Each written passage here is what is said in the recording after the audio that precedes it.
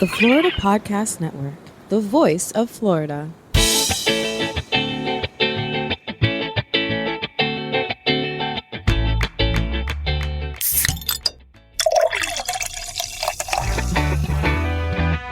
From Mallory Square in Key West to the Governor's Mansion in Tallahassee and all points beyond, you're listening to the Florida Beer Podcast, powered by FloridaBeerBlog.com, your source for all things related to the craft beer community in the Sunshine State.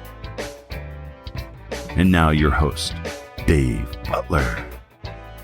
Welcome to a portable Driving Down 95 edition of the Florida Beer Podcast, powered by FloridaBeerBlog.com. This is Dave, your host and author. I am riding shotgun with our field producer, Steve. Hey, Dave. Hi. We are on our way to Miami, Wynwood to be exact, where we are about to find out everything that is going on with La Tropical. That is the newest brewery in the Wynwood area. And it's kind of interesting. It is the brainchild. Well, actually, let me backtrack. La Tropical has been around since the late 1800s. It was the first and grew to be the largest beer brewed on the island of Cuba and had a very good relationship and very good customer base, shall we say, on the island up until the unfortunate communist takeover. Since that time, the brand has sort of laid dormant, and one of the people that we're going to be speaking to, Manny Portuondo, he is the great-grandchild of the person that owned the land that the brewery was on, and so he actually worked with the family and the great-grandchild of the person who owned the brewery and spent a long time, a lot of years, a lot of money, a lot of hard work trying to get the brand revived here in the United States. And it has happened. They have partnered with Heineken, who is providing the capital, but the flavor and the vibe and the history is distinctly La Tropical, distinctly coming from Manny. So I will go ahead and point you towards a couple of articles that are written on FloridaBeerBlog.com. You can actually find our review of the beers and the food that we were served at this incredible location.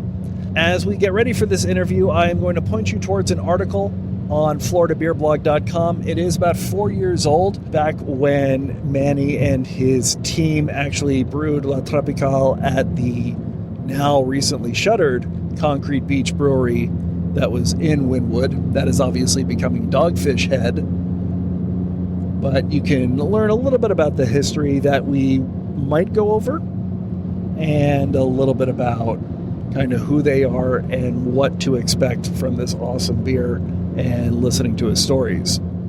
The other person that we are hopefully going to be interviewing is Matthew Weintraub. He is the brewmaster for La Tropical. He is a Miami resident, and I've actually met him before when he was the brewmaster at the Tank in Doral, so I know he can make a good liquid. Let's see if we can sit down with both of them and try some beers. You excited to be going? Oh, yeah. I'm looking forward to this one for a long time. Yeah, same thing here. All right, enjoy.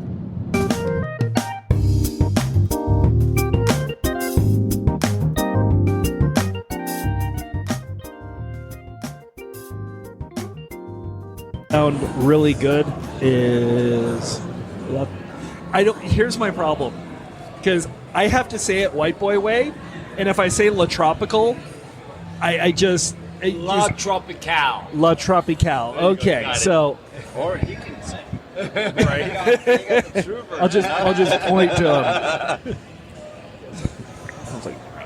So, and I guess my first thing that I'm going to start with is it's sort of interesting in that every other brewery that I know of, they start with the image of the brewery first. You know, who are we as a vibe? Who are we as a people? But you start with a beer.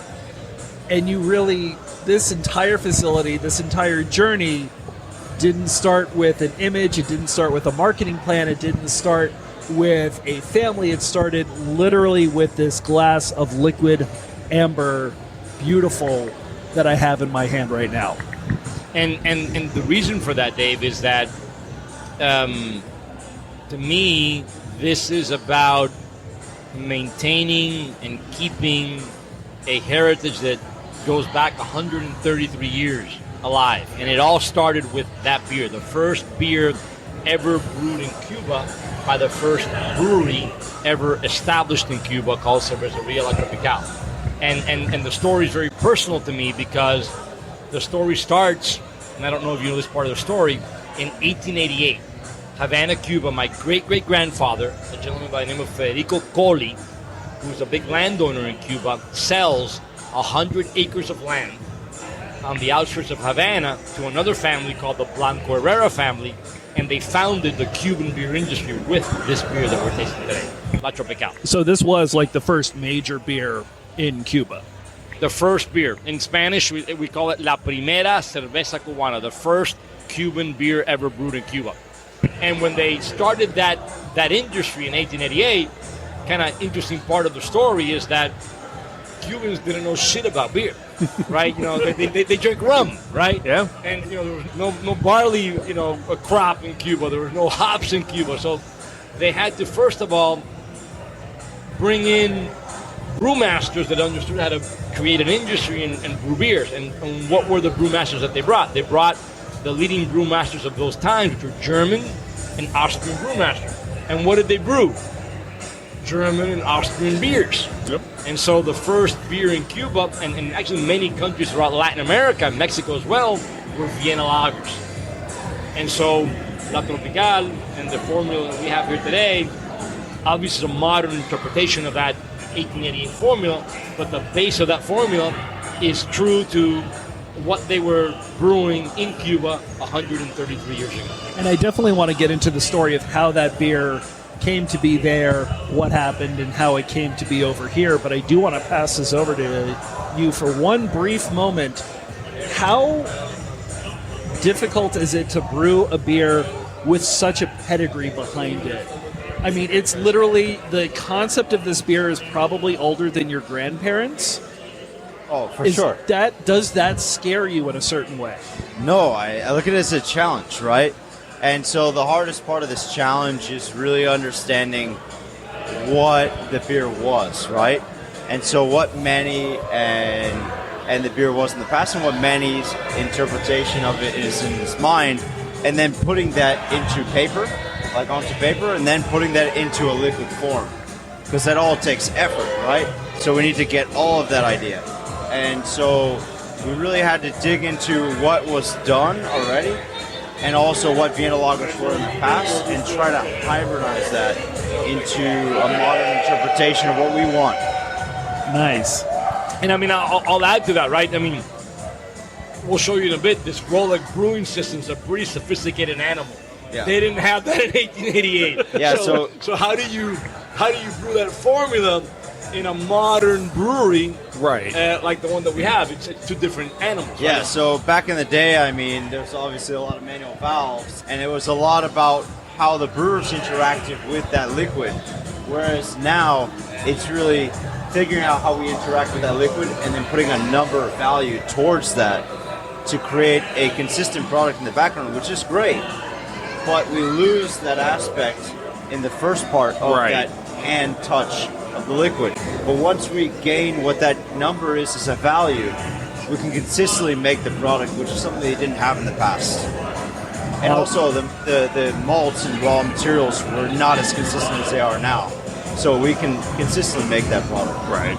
Awesome. So let's go ahead and talk in the past. Let's go all the way back to the original gardens and everything in Cuba.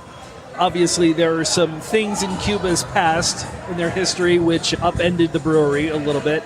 How did it thrive? How popular was the beer back in turn of the century Cuba?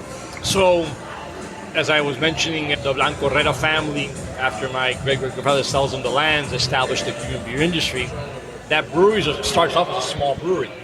By 1960, it is the largest brewer in Cuba, producing over 60% of all the production capacity of the island with 3 brands. They had a portfolio of 3 brands: La Tropical, La Original as the flagship Vienna lager, They had believe it or not, Cubans love dark beers. And in Cuba, pre Castro, they drank a lot of Guinness.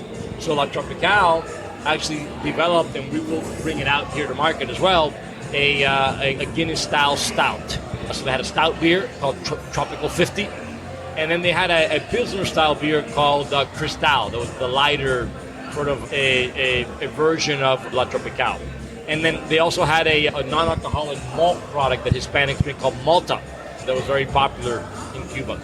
That brewery in 1960 is the largest brewer on the island, has all these brands. It gets nationalized by the communist revolution, and all of the owners and people affiliated with the brewery flee. And really, between 1960 and 1998, La Tropical outside of Cuba vanishes.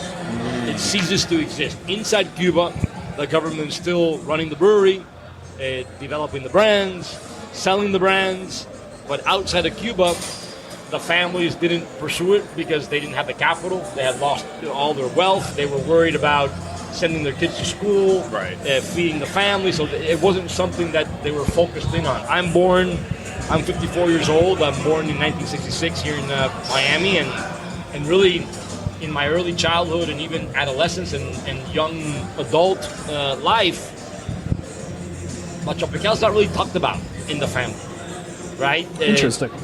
No one talks about it. It wasn't of concern, and to be honest with you, I really didn't give a shit at that time because my headspace was somewhere else. It was about finding a girl or going out to drink with your buddies. It wasn't something that you really thought about. In my 30s now, early 30s, I go through sort of a change in the way I looked at life, and I wanted to learn about where I came from and how our parents got here and why, and how did that revolution happen, and what happened to this wonderful, how did it fucking just disappear? How can sort of the leading brewer in Cuba, how could the leading brewer in Cuba that employed thousands of people and was part of the cultural identity of the Cuban just like vanish? And at that point I said, I want to do something about it. So I mortgaged my home. I didn't have a lot of money then. I mortgaged my home. I raised some capital from small investors that were family and friends, and began a crusade to take back control of all of our trademarks, registrations, and rights, not only in the United States, but throughout the world. And 23 years later, that's exactly what I did. Yeah, it's kind of an amazing space. I know, Steve, you were talking about this when we came here, how wide open it is. Gorgeous picture windows onto a killer brew system that we'll definitely have to chat about here in a little bit. But as you come into the gardens, there was a lot of historical basis and a lot of historical background into how this was designed.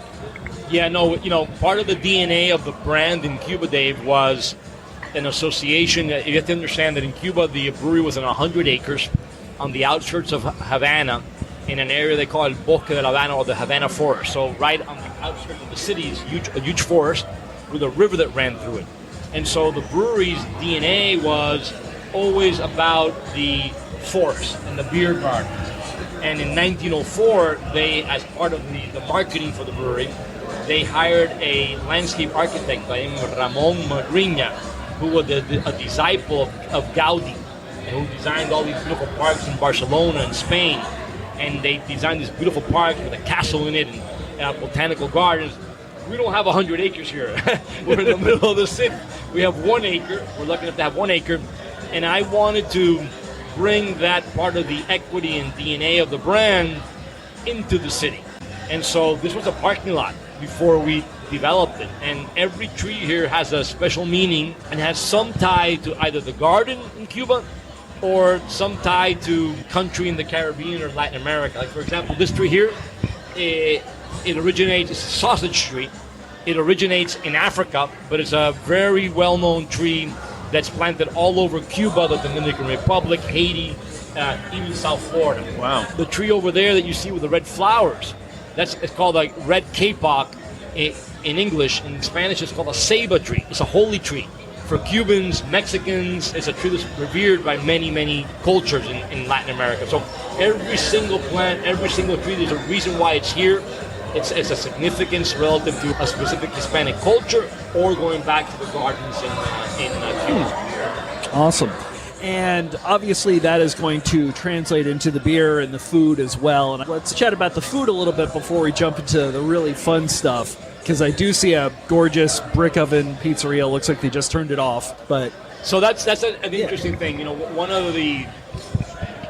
as I scoped out the marketplace, not only in the United States but international, one of the things that I identified as missing, as lacking in the sort of brewery offering was food.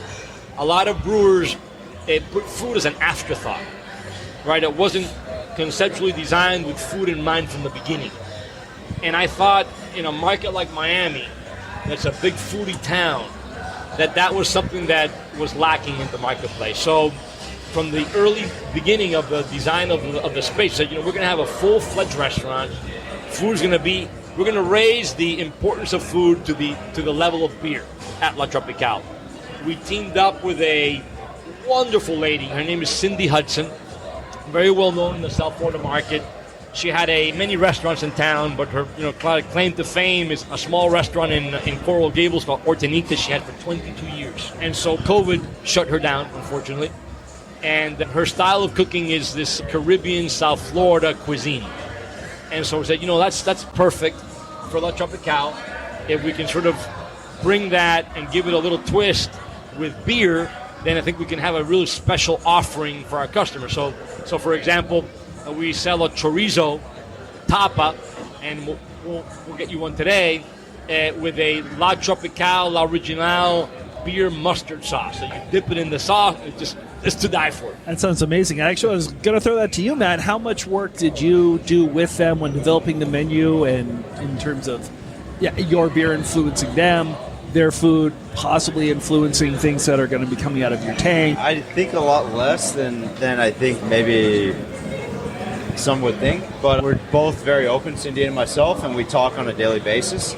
And so she had an idea for the mustard recently, and she was asking for a dark beer, and I said, hey, if you use La Original and you condense that down, you can get the caramel flavorings and really bring that down to a deeper flavor of what you're looking for, and we can create what you want, but let's work together on that. And I think that since we're here together all the time, we work together on those offerings. In the beginning, I think it's more of like, what are we offering in the front, what are we offering in the back, and I think they're always going to meet together in the middle somewhere, right? But in the future, we will work together more, because we know kind of what we're working together with now.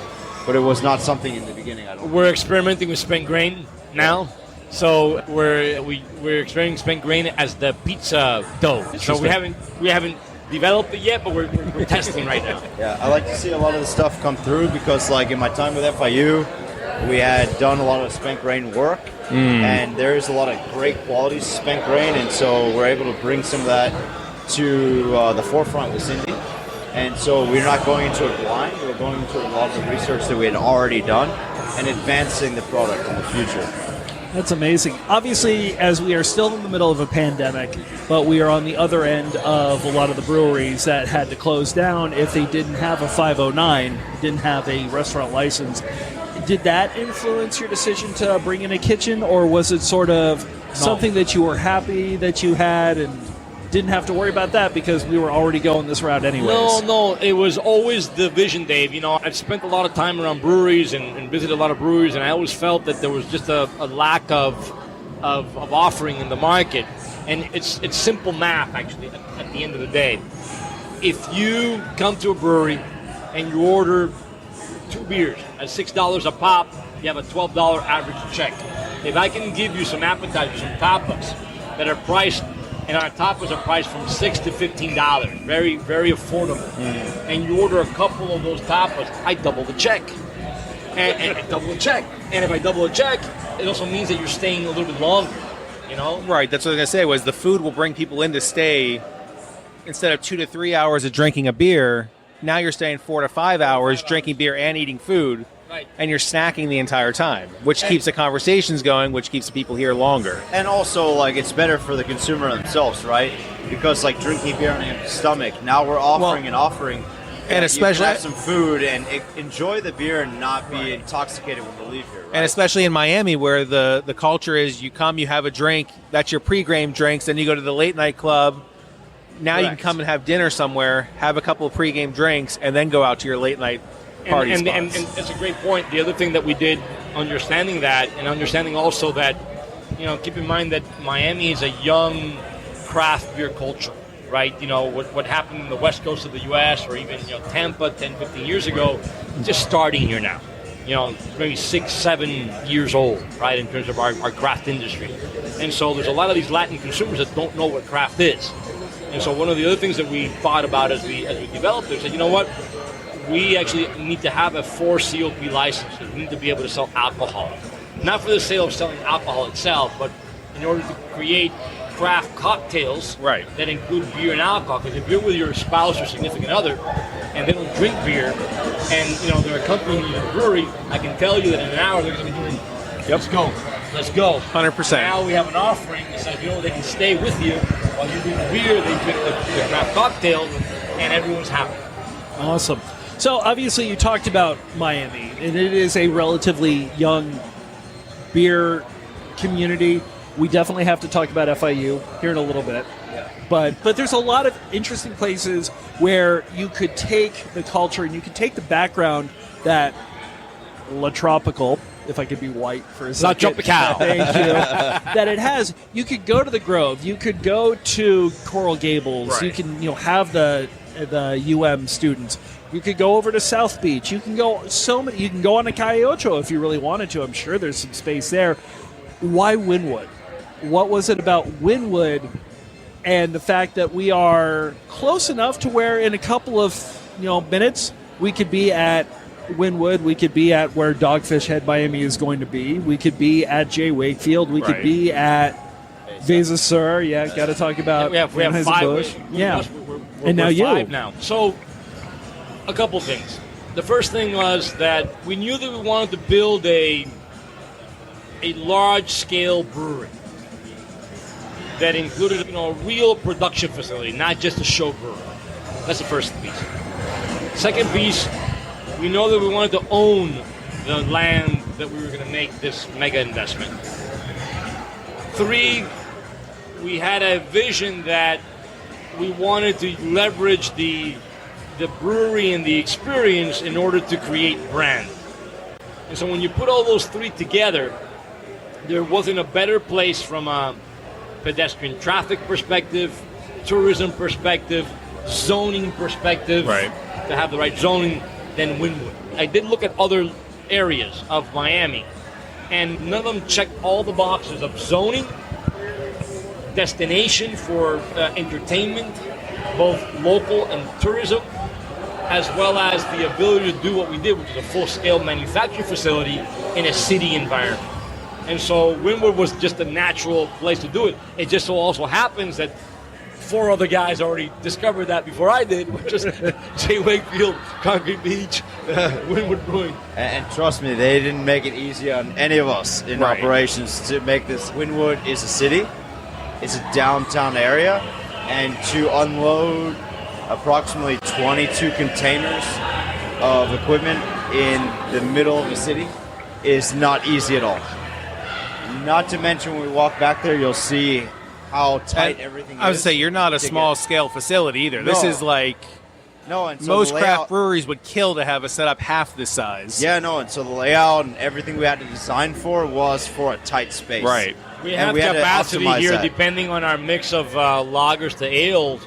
We have capacity for 32,000 hectoliters per year. And I'm guessing you guys have a canning based on the to-go cans over there. Yeah. But that's also pretty difficult because, like you mentioned, this is a lager. It's going to take longer to do. Did you have that thought going into this when it's like, we're going to have stuff sitting around for a lot longer 21 days.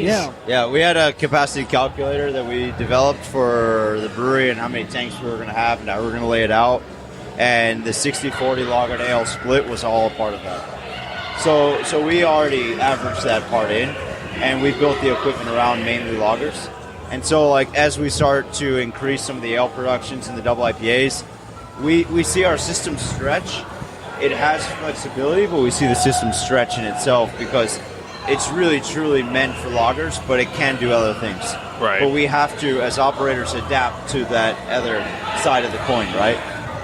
So you've got the history, and it's very obvious when people come in here from both the beers, the history of the beers, the history of the names, and just looking around, that there's a very big debt to Hispanic culture and the Hispanic community that grew the beer for over 100 years. Do you see the process of educating the community that's in Miami as to who you are and what you can do? Is that something that you have been doing for the past several years as you've tried to create the brand? Or is that something that you really have to start anew now that you have, in essence, a home? Yeah, no, it's an interesting question. And it's one that I don't know the answer to 100%, right? Because we're in a unique situation from the perspective of the brand. I like to say that we're craft with heritage. That's an oxymoron, right? Because craft usually doesn't have heritage, right? You're new. But so we have the ability to play to both markets, which is neat. And the other thing to understand is the Miami market. The Miami market, from a segmentation perspective, is a market that is almost 50% import. So 50% of the market share in this market is dominated by import beers. That's a very large number compared to other cities throughout the United States. No, and you're absolutely correct. The Euro lager is what basically lives at the local grocery store. Yeah, and then craft is probably no larger than 6 to 8% in this market. So when you look at how do you go to market in a market like Miami in order to have a sustainable business model that you can grow and develop over time, if you just focus on that 6 or 8% of the market, it's very small. If you focus on the 56% of the market, it becomes very large. And so our approach to market is we're going to leverage our heritage where it makes sense to leverage our heritage and play on it. But you don't want to play on that too much, right? Because there's also a part that's important for Pekala, which is I wasn't born in Cuba. Miami's my home, right? I'm very proud of being a Miamian, right? And I'm very proud of what that means in terms of sun and fun and rhythm and weather and lifestyle. And so this brand is all about our Cuban soul, but our Miami lifestyle. Right. And I think if we can figure out how to ride that, be on the edge of that, we can play to both a Miami craft market as well as to a Miami import market. If we do that right, then our market becomes a lot larger. And I was actually going to ask, who are you really trying to go after more? Do you see yourself trying to go after the local market, whether they be locals that are big into beer or locals that haven't really tried beer and need that first step to really get into it? Or are you looking towards a tourism, and especially a craft beer tourism group that's starting to come down because they know of places like, J. Wakefield, Tank, Beat Culture, people that are really starting to grow, and then you want to be a part of that? I'll answer first, and I'll let him answer, but it's both. I think we can do both, right? Because even though we'll be focusing a lot of our attention on our heritage lager, what you're going to be seeing coming out of this tap room are also a lot of local infused ales, double IPAs that we're going to do with a little spin, mostly on the tropical side. We're going to be doing collaborations that may bring some of the local ingredients. Or, for example, we have an association right now with Fairchild Botanical Gardens, and we're experimenting with an orchid beer. So I think we can do both. There's no reason why we can't do both. And I definitely want to hear about some of the other future things that you have, but I'd love to go over a couple beers that we have right now. And kind of what I mentioned at the top of the interview, there is a signature beer, and the beer kind of carried the brand, which was what is now sort of rechristened the Amber Lager. Yep. Right. Is the one that we tried 4 years ago, at another place that is no longer with us. And I guess in terms of, because I would assume that this was not the only Vienna lager, Amber lager that you have ever brewed, Matt. No. What made this Other than recipe? the one he fucked up at FIU the first time around. Yeah, but then I tasted the one that he produced later. Look, you still hired him, so he's yours. Hey, I tasted what he had put out, and now he's releasing this one. So I guess we win the case there. But no, from my perspective, it's not the first Vienna lager we brewed.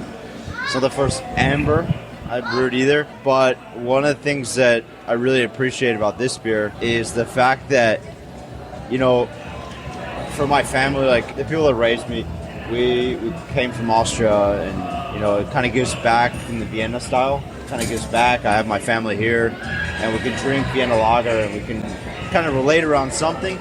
And so that always has a special place, like Pilsners and lagers, those kind of beers. But this lager is important to me because also it has heritage, and it means so much to Manny and the families involved in La Tropicale. So it's important to pay homage to what was there and also bring it into the future with technology, right? And so how can we turn out a quality beer for Miami, hitting all the specs that Manny wants to hit as well, but also pay homage and not get too far away from where it was, right? And I think that we really did that here. We really paid tribute to the classic Vienna lager, which all three malts of the classic Vienna lager are in this beer. And those are, just out of curiosity. Huh? And those three malts are. Is Manny going to shoot me or no? I'm not sure here. but no, so Vienna Pilsner malt. Our base malt here is Pilsner. Yeah. So, I mean, we're a lager brewery, like mainstay, right? I'm assuming that's what is in that giant tank that's by the we'll front? Be there. Yeah. Okay, nice. But so I really enjoy Pilsner malt. I think it has such great character. It has great bread notes. This malt in particular is from Rar, and it has great honey notes as well, so it's not a one-trick pony. So I really think that it gives a lot to the base beer, and it's even in the IPA. So typical IPAs in America are two-row. Ours is Pilsner malt. Interesting. From Rar, so, you know, it's a little bit different. Not the standard two-row from Rar or Greece, but, you know, something that's important, right? And I think that it plays, and you can taste it in the IPA. You can taste slight honey notes from there. Mm-hmm. It's really coming from the base malt. I think it really lends something to the Vienna. Yeah. And it's beautiful because with a traditional Vienna malt, Tradi- you get the big sweetness, you get those caramel notes. Hops are primarily noble, very, very light, very crisp, maybe. But see, that's where we throw you off a little bit, right? Okay, yeah. Because we modernized that with a twist. So, yes, we do have the nobles, right? But then in the Whirlpool, we mix noble and centennial. So we have that little modern twist. You know, it's not just what you think of as a traditional Vienna. We're not trying to create something that's already been created. We're trying to create something different, right? And so we have that modern twist, light kind of citrus notes coming in the background. But, you know, also the malt bill grows a little bit from the traditional as well. And obviously we're in Miami, so Miami water profile is different than what you'd see in Germany or Austria for those styles of beer. So we're really trying to emphasize Miami water, which is a majority of beer itself, and then also modern hops and modern techniques to create the beer that we want to create, not just to look back at the future, but bring the past forward. So we're not looking just back at the past. We're going to bring that forward to the future. And I know that this is completely inconsequential, but we do have a few beers in front of us. They do have two different styles of glass with the... Say it. La Tropicale. Thank you. I just don't want to be the white boy. I don't want to be the white You're boy. going to get it. You're going to get it by the end of this. Tropicale. La Tropicale. La Tropicale. There you go. You got it. La Thank Tropicale. you. La Tomorrow you're going to Tropical. say that all day. Oh, yeah, absolutely. But, I mean, just the glassware itself, and that was the style that La Tropicale was, you know, the couple of years ago when we first had it. I'm definitely going to see if you have that for sale because I'm going home with one of those glasses. Why was it important to keep that with the serving of the beer? You know, in terms of both presentation, aroma, flavor, things of that. Yeah, I think presentation kind of gives that kind of like modern interpretation of the old world, right? So it's not an old school glass, it's not a Stein or anything like that, but it is a modern look at a fluted glass. I like the fluted glass. It kind of elevates the level of the beer itself rather than a typical shaker pint or a pint that you're drinking out of right now. Yeah, absolutely, which is Yeah. another, and you'll see pictures of this on our social media. This is kind of an interesting, I wouldn't call this a pint. I'm not totally sure what this would be called, but I can definitely tell you that this is an IPA because you just take a nice deep whiff. And Call you it get this. Nativo Key Yeah, not too- Suave IPA. Okay. I would say it is a very smooth IPA because there's no. I'm not getting a hop hit in the face out of this No, one. it's really supposed to be aromatics. Yeah. Like a little bit in the taste, but very aromatic. And we filtered it out to brilliant. The clarity, just we want to make it very approachable, right? But going back to Vienna, like that elevated style, we're trying to elevate our flagship, right? And we feel this is great. And also with these styles of beers, if you hold it from the bottom and you warm it up a little bit, the effervescence of an IPA obviously is going to smell. Right? Yeah. And with this beer, it has a very light malt aroma and hop aroma. So if you warm it up a little bit, it's going to help it bring it up. And so we think that's really nice. But the great thing about both of these glasses, and you'll see it in the pictures, I guess, that you guys are going to post, but the clarity, no matter Super nice. how thick the glass is, it is brilliant, right? Yeah, it's almost making it palatable for me to look at Steve. But no, It's got to be a little dark, huh? exactly. You absolutely called it correctly because it's got that big aromatic quality to it. But when you taste it, the alpha acids are kept remarkably low, which, shows you're still as a brewer. So excellent job. Which was more difficult, creating a recipe with a pedigree that's over 100 years old or creating a beer that every single brewery is almost contractually obligated to have before you open up? I'm not going to stretch myself here, but I think the pedigree and the lager side, one of the key things when Manny approached me about this brewery, he said, hey, we're going to produce a lot of lagers. And I look at that as a brewer as a challenge. And so when I accepted the job here, it was like challenge accepted, right? Lagers are difficult. It's hard to hide things in a lager. Like if you mess up, you mess up. Yeah, You can't hide If behind the And hub. trust me, anybody that brews lagers knows you mess up, right? And so, we don't have that margin of error that a lot of people can do when they're masking. But there's no masking in an amber lager. It's 4.5% with very low whirlpool addition, no dry hop. I mean, if there's something wrong with the beer, you're going to taste it. Yep. And so that was a challenge, and all the guys that work with me wanted to accept that challenge, and we all love lager. And so I can tell you from our perspective, we drink IPA, yes, for sure. But we all enjoy a lager at the end of the brew day, and at the end of the day, because it's just so refreshing, and that's just the key point for us is refreshing beer. I mean, it's Miami. Abnormally cool right now. It's actually very pleasant right now, and that is not how it usually is. Yeah, so I mean, I think right now the beer is a little light, but as we start to warm up into the summer, it will be perfect. Right? We'll be drenched in sweat and needing everything light. Yeah, and you're just going to want to have a refreshing beer that quenches the palate and gives you all the nutrients that you need. So obviously we talked about, Manny, your background because of how much your story and your family is tied into La Tropicale.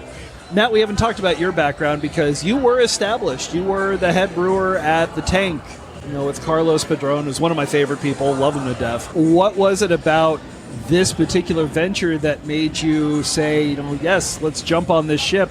And then obviously, Manny, what was it about Matt that made you say he's the captain, he's the right person to steer us? I think we let Manny take this because they might steer my answer. So, I joke around with him a lot, but I think very highly of Matt. When I've been working on this for 23 years, and I've met a lot of brewmasters. I've had the chance to meet, macro brewmasters, micro brewmasters, and I found a quality in Matt that was very, very special. And that quality was something that is very rare at the micro level, which is this: a scientific approach to making beer. A lot of folks have an artistic approach, and that's good. Matt has that too. But a lot of folks lack the scientific approach to making beer. Right. And I thought that was very, very special and very rare, especially in a craft beer industry as young as Miami. It's also super important on a brew system this size. Like, you need that scientific, you need that calculation to know what you're putting in your beer, because it changes everything. And how much did that come from your time at FIU? Because the Brewing Arts program there is great. Dr. Barry Jump is an amazing guy. A really good friend of mine. Yeah. He's amazing. And actually, he steered me into beer, right? You know, my background was in forensics, and then I got to FIU because my father was in hospitality, and Dean Mike Hampton and him were friends. And so I went to FIU, and Barry kind of steered me in a different direction. He put me on a project with electrolyzed water in a macro brewer, and that kind of steered me into beer. So it was very, I don't know if I could say, like, if I never went to FIU, I'd never be in beer. But Barry was definitely the driving force to get me into beer. You know, he definitely has driven me all the way to here, right?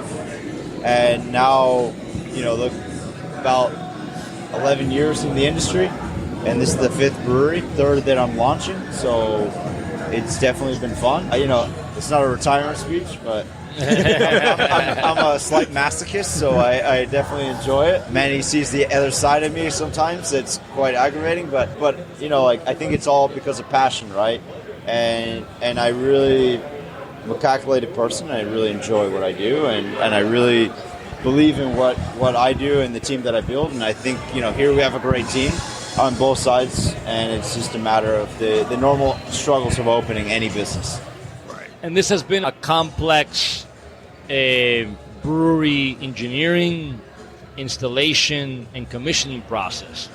Complex, not because, you know, beer and brewing is complex, but complex because of the type of system that we put in, which is a Rolec, Let's talk automated brewery. Yeah, let's talk some details. Yeah. I know that there are people that want to hear around. some details, and Matt is blushing like a debutante. So you know, that's one point and I'll let him talk about that. Sort of the automated brewery and why that's complex and why it's very efficient and why we did what we did. The second piece is, as he mentioned before, is the scale of the project, which is, you know, 30,000 barrel a year capacity brewery in the middle of the city, and sort of what does that mean in terms of fermentation capacity? What does that mean in terms of logistics to be able to get things in and out of this environment? We're not in some commercial warehouse district behind the airport. We're in the middle of the city. Right. So that has complexities in and of itself. So, and then finally, it wasn't helpful that we had COVID in the middle of all this, and that our commissioning team is German and couldn't come to the United States because of travel restrictions. So doing it remotely wasn't easy as well. So I'll let Matt jump so I in. think I can take it I'm going to take it backwards and lead up to the brewery, right? COVID restrictions, right? So a typical problem on a site in Miami, you have English and Spanish as your language here, as the languages in Miami. But here now we have a German team. And so we have German as well. So we have 3 languages on a site, which is difficult to have 2. Now we're adding a 3rd, right? And with COVID restrictions, like getting people to all align from Europe and America to get to align on how we're going to do our policies and our COVID rules on site, right? Second, going forward is going into developing city. If people don't know what Wynwood is, it's not a developed city yet. It's not a developed part of a city yet. It's developing. Right. And we're still growing and we're still building and dealing with neighbors that, you know, have been here forever and trying to, like, relate to them and trying to work with them. And then we're at the end of a road and we've got trailers coming down this road and trying to get people to understand, hey, listen, help us out. Let's back these trailers up, right? But the main show here is the brew house, right? So we have a 20 hectoliter fully automated brew house from Rolec, which is just an amazing thing. I believe there's only maybe 2, possibly 3, but I'm sure of 2 in the state of Florida. It's just an amazing piece of machinery. We have propagation from yeast here as well. We have 12 60 hectoliter tanks, 4 80 hectoliter tanks, and 2 20s, which are our kind of fun tanks. Right? And I will definitely say that the German is showing that you're describing this in hectoliters and not barrels. Oh yeah, we've been with the Europeans for too long. We're struggling here. Like, we have a struggle internally, right? So all the guys in the back and myself, we predominantly speak in metric from the science side. We predominantly speaking metric, and we have to translate that, right? So, in our meetings, many will attest to this. It's like, okay, we speak in cases. How are we speaking? Are we speaking cases, barrels, pints? You tell me. We'll figure it out. But I need to know where we're speaking so we can start a baseline here, right? But yeah, so capacity is about 1,080 hecto in one full run of the tanks. And then we have a centrifuge and cheap filtration, so we can really filter the beer and polish the beer however we want. Wow. Depending on the style. Then we send it off to our bright tanks. Then from bright tank, we send off to flash pasteurizer. So we pasteurize the beer, which has also been very difficult. So the IPA you're tasting today has been pasteurized. So we have to compete with another process that a lot of smaller craft don't have. And to pasteurize an IPA is quite difficult. You start to lose some of these aromatic qualities that you're looking for. And so for us, we have to build that into the front to know that we're going to lose in the back. And then from there, we can either go to can or keg. And so right now we're going to keg. Next week we're going to canning line. And so those are all processes that we run. To speak about the team, we have one lead brewer. We have one filtration packaging operator and one production assistant. So 3 main operators and myself. Last week turned about 144 Imperial, about 144 barrels. Right. So to think about what we can do in such a short time, we were still able to keg, still able to brew. We spend on a brew day on a triple turn, which would normally take most craft brewers, even the guys in Concrete we were talking today, about 12 hours. We're minusing 2 hours because we can mash in from home. So on the way to work, we're already mashed in. We're working there. And we can do a lot of other things. I'll say you can remote log into the system, right, and see exactly what it's doing, open valves, close things. Do trend lines. Every 15 minutes we get readings from our tanks. So when we really want to customize a Vienna lager for our core, right, our flagship, we can customize every process, every part of that process. Right. So we can, the IPA that we're brewing tomorrow, we're going to take from 146 to 158. And we can tell the system how quickly we want that ramp to happen. Right. Which a lot of people can't do, right? Yep. In the smaller realm. But we can do that, and we can customize our beer for that. So if we want to make more body in a beer, we can customize the system to do that, or we can change the malt. But we have flexibility there. And that's why you can work in such a tight space, too, because it is automated. The only downside is when someone has to clean those things out, they're tight. Yeah, no, the cool thing about the system is we actually fire off our CIP. Okay. So we'll hook up the hoses to our CIP, and the CIP system fires off. We set it for 4 a.m. so that we know that everybody's clear. All the taproom staff is out of here, and we fire off at 4 a.m. So we'll fire off the CIP for tomorrow at 4 a.m., and by the time that we're here at 8, it's ready to go. Oh, wow. The tank. That's amazing.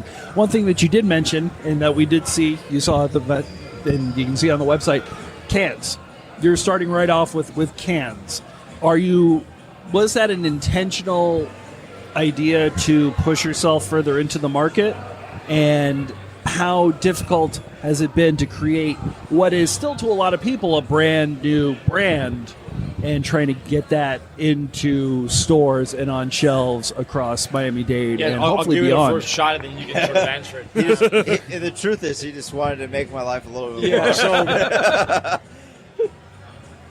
So one of the important variables for me in selling the majority of my company to Heineken was having them buy into the vision that I wanted to do something in a large scale in Miami. I was no longer 30, I'm 54. I don't want to wait any longer. And to me, that meant a full-scale production brewery in Miami, not just a little show brewery and then packaging somewhere else. And I said that wasn't in the cards for me. For me, it was, I want a serious investment that we make in Miami in order to go after a market. And when we did the research, we knew that having a can package was key to developing that brand longer term. And why cans? Well, the fastest growing package within the craft category, has overtaken already glass. Has a longer shelf life, easy to transport, easy to store. Better, Go down the list of all the reasons why you check all the boxes. And the other thing is space. very efficient in terms Yes. of how to lay it out. It's the main reason crowlers are taking over growlers right now, because crowlers are just that much easier. And so, we started checking all the boxes, and we said, you know what? And also, I don't want to sound as though it's not important, because it is, but relative to the bottling line, pretty efficient investment, right? You can find, smaller lines for a couple $100,000 versus spending $500,000 on a bottling line. Right. And so we put in an Angelus, line that we like, 50 cans per minute. It's laid out very efficiently on the floor. And we've only run it with water, so we haven't run it with beer yet, but we think it's going to be great. Right? I guess that's up to me to figure out, right? Yeah. But no, I mean, cans are, in my opinion, a better package. I think everybody's moving towards cans, right? Growlers, I enjoy growlers. First brewery I worked for had growlers, and I hated the things that came back in the growlers, so I enjoy a one-time use, recyclable container. Right? You never have to worry about what somebody put in there before you get it, and so that the beer quality and what you do with the can is everything to the beer that somebody's going to taste at home. Yep. Rather than like, hey, somebody washed it with soap or somebody did something else with it. And so I just bleached my growler. Right? Can you fill this for me? Yeah, we own everything, right? So we own all the quality parts, and all you have to do is drink the beer at home. And you can mistreat the beer on the way home, but I mean, that's your prerogative. And unfortunately, we did everything up to that point. Right. With can lines, I mean, they're difficult, but the double seam is definitely better than some of the bottling lines. Bottling lines I've worked with have always been a headache. Bottle sales have gone down. Its numbers that you can see on cans are a better material, a better package type, better for the quality of the beer itself. Better from a marketing perspective, the graphics. Which, it's a full. It's literally with a bottle you have a wraparound label, right? With a can, you literally have the whole can space. And even from here, Manny and the team have said, hey, we're gonna have gold ends on our cans, so the gold lids, and because that's important to our brand. And it's like, okay, we can do that. But in a bottle, you can't really do that. You can choose the cap, right? You can choose the label, and you can choose the necker. But that's really all you can choose. You can't choose how the presentation goes to the consumer. You can choose small bits and pieces, but at the end of the day, the bottle is the majority of the presentation. It's amazing. So you've got this beautiful space. The staff has been humming around all night. The beer is clearly flowing already. From a staff and a beer and a physical aspect, Matt, how are you? Do you feel that you're ready for the grand opening here tomorrow or the next day? I mean, at that point, tomorrow is really up to the front of the house, right? Like we are prepped in the back of the house. We have given all the beer that they'll need. So we're the people that have everything ready. The craziness and madness really leads to the front of the house, and it sounds messed up to say, but we'll help in whatever way we can, but it's really the servers and the bartenders that will feel the pain. As in the opening, the beer will kind of see how the customer and the consumer feels about it. We'll definitely feel that, and we can adjust for anything that we need to. But as for the hard staffing problem, it's definitely going to be in the front of the house. Awesome.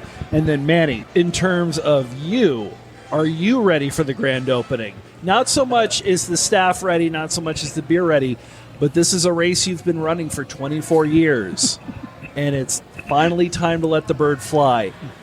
Are you ready for the opening?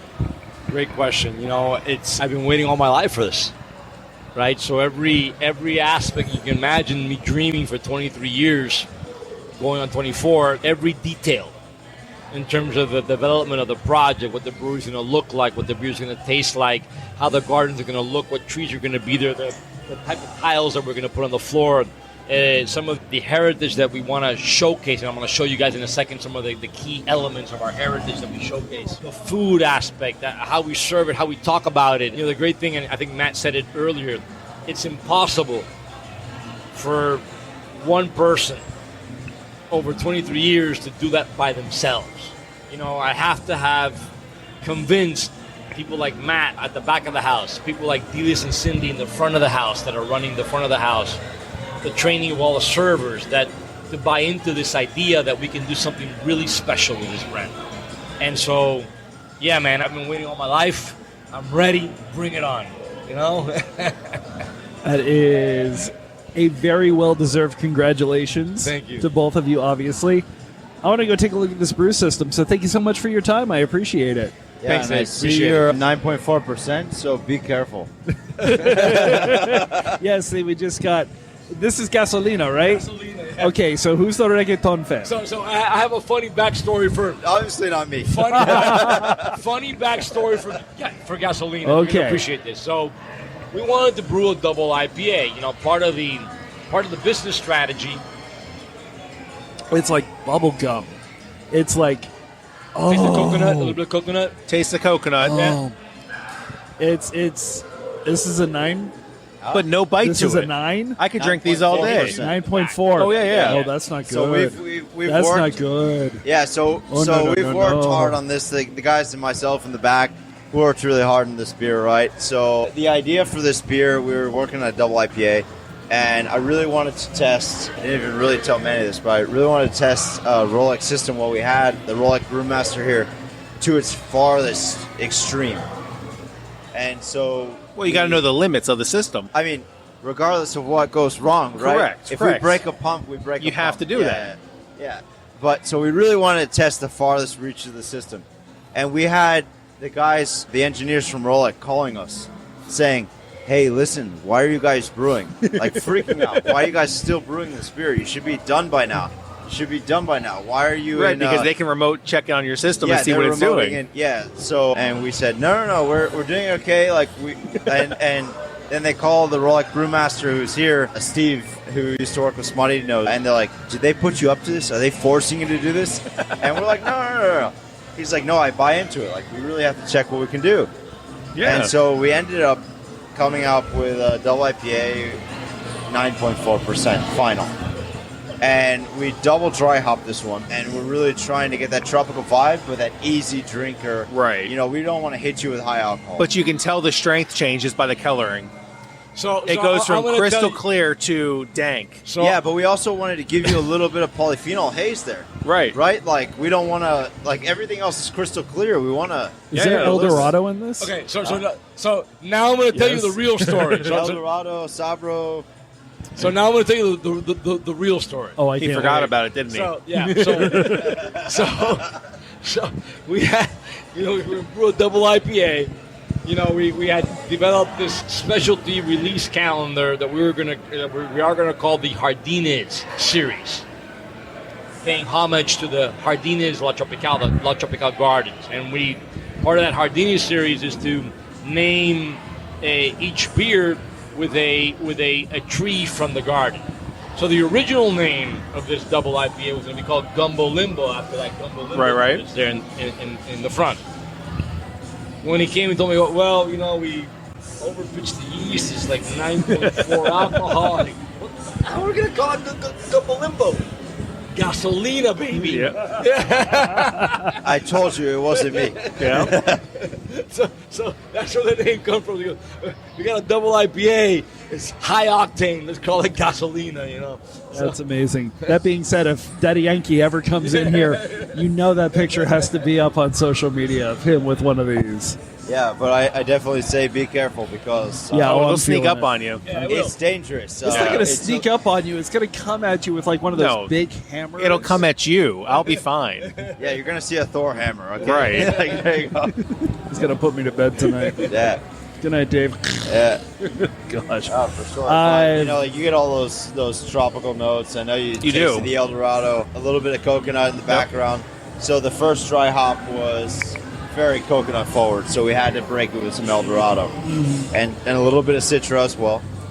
We're hiding that in the background, but we had to break it a little bit because, like, it was one of those, like, coconut mixed drinks you have on the beach, And so we said, we got to break it up a little bit. And so we kind of customized the second dry hop to kind of get to gasolina. It's been very well received. We've been sampling the beer now for about a week, and it's a fun. It's a good beer because beer snobs will come down here and try it, and it'll be exactly what they're looking for. Yeah. It's right there. Yeah. But I think it also fits within the culture of La Tropical. It doesn't go too far out of the specs, right? It does. It's an easy drinker, kind of like what we're trying to do. We're not trying to hit you and smack you in the face, but it will sneak up on you. It will. It fits in we feel it fits in our core. Like it fits in our beer styles. So there's one thing in terms of culture that I am sort of noticing around, and it's on the stage that's in front of us. It's on every single glass. It's on your shirt. Is the flamingo hop. Yep. Where did that come from? So that was sort of a crazy idea. So, Florida's very known for the flamingo. It's an icon on the Florida Lottery. Every brewer has a flamingo. And so, that didn't exist in Cuba. Flamingos existed in Cuba, but the icon of the flamingo hop didn't exist. And we said, what can we do that is still very Florida-like, but gives it a little twist?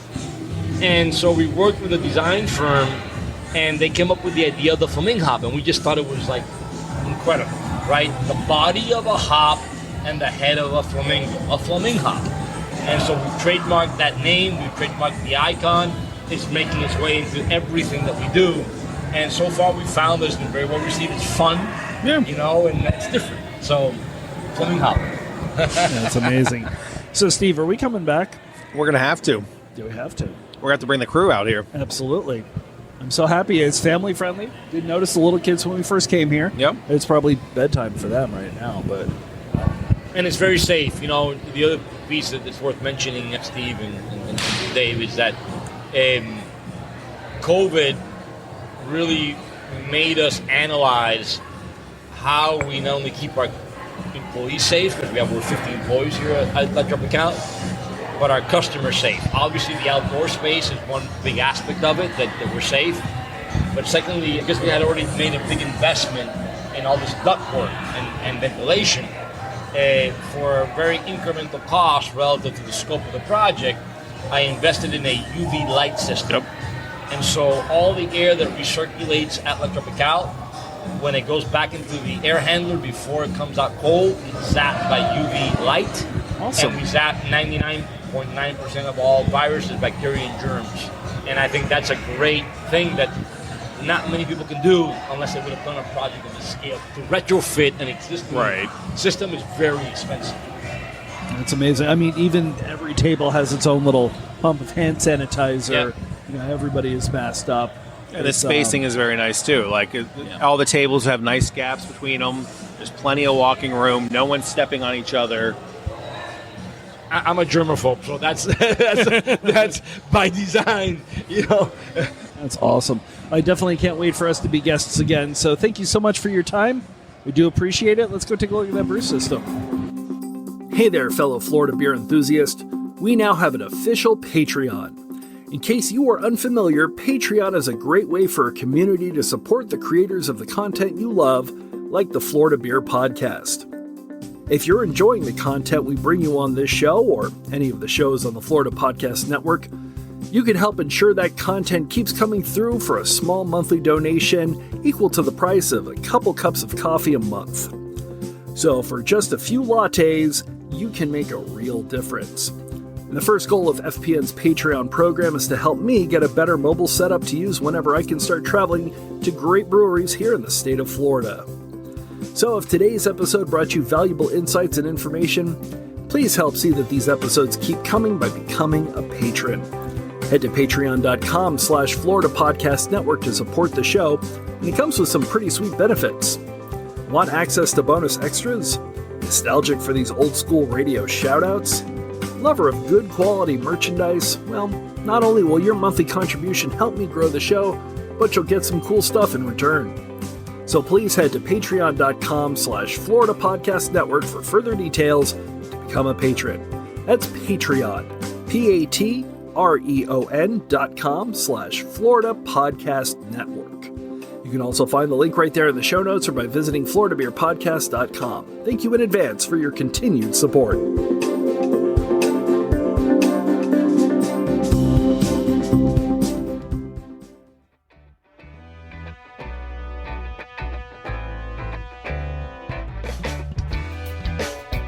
Steve, what did you think? I think it was a great interview. Loved the facility. Building was amazing. The food was to die for. We definitely have to get back there before they, change anything. And it's funny, I actually took a look at the menu.